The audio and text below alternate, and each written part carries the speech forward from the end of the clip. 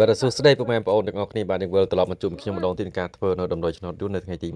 22ខែ6ឆ្នាំ2025មកចែកជូនដល់ពុកម៉ែបងប្អូនទាំងអស់គ្នាដើម្បីធ្វើការលេងផ្សងសំណាងទៀតហើយបាទអញ្ចឹងនៅថ្ងៃនេះលេខអុកខ្ទង់គឺមានចំនួន2ខ្ទង់គឺមានខ្ទង់40ដូចជាខ្ទង់60បាទចំសិមហ្នឹងដំណុយម្សិលមិញគឺចូលលេខ56ដល់នេះបាទគឺនៅក្នុងម៉ោង4:30នាទីចំពោះពុកម៉ែបងប្អូនដែលលេងនៅក្នុងប៉ុស្តិ៍ហៅទាំងអស់គ្នានៅប៉ុស្តិ៍ A គឺអត់បានចូលទេវាចូលលេខអុកខ្ទង់វាចេញ51ទាំងអស់គ្នាបាទម្សិលមិញម៉ោង4អញ្ចឹងគឺចូលអត់នៅខ្ទង់អញ្ចឹងនៅថ្ងៃនេះក្នុងហុកគឺមានចំនួន2ខ្ទង់គឺមាន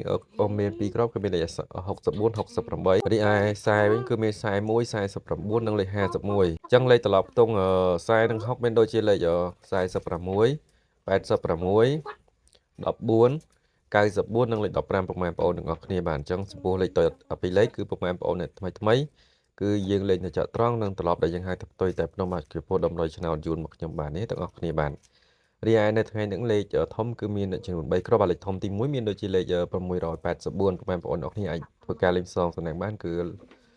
លេងកូនបាននឹងលេខធំទី2នោះគឺលេខ458ពុកម៉ែបងប្អូនទាំងអស់គ្នានិងលេខធំចុងក្រោយនោះគឺលេខ349ពុកម៉ែបងប្អូនទាំងអស់គ្នាបាទអញ្ចឹងនៅថ្ងៃនេះលេខធំបាទលេខស្អាតបាទពុកម៉ែបងប្អូនបាទអញ្ចឹងសង្ឃឹមថាហេង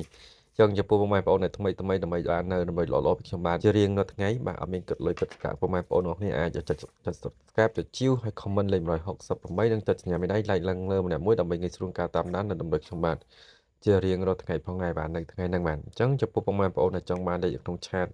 ដែលមានការបញ្ជាក់ប៉ុស្តិ៍បញ្ជាក់ម៉ោងនោះគឺពុកម៉ែបងប្អូនអាចឆាតមកបានគឺម៉ោង4:30នាទីគឺសេវាតាមទឹកចិត្តតាមពុកម៉ែបងប្អូនបាទអញ្ចឹងគឺខ្ញុំបើកនៅម៉ោង4ក៏ដូចជាម៉ោង6:30នាទីនៅថ្ងៃទី22ចឹងតម្រុយគឺមានតែប៉ុណ្្នឹងទេមកចែកជូនដល់ពុកម៉ែបងប្អូនទាំងអស់គ្នាដើម្បីធ្វើការលេខសងសំណាងជួបគ្នានៅថ្ងៃស្អែកបន្តទៀតបាទជូនពរអ្នកដែលបានយកលេខធ្វើការសំណាងសងសំណាងហេងត្រូវគ្រប់ម៉ោងគ្រប់ពេលតែម្ដងបាទ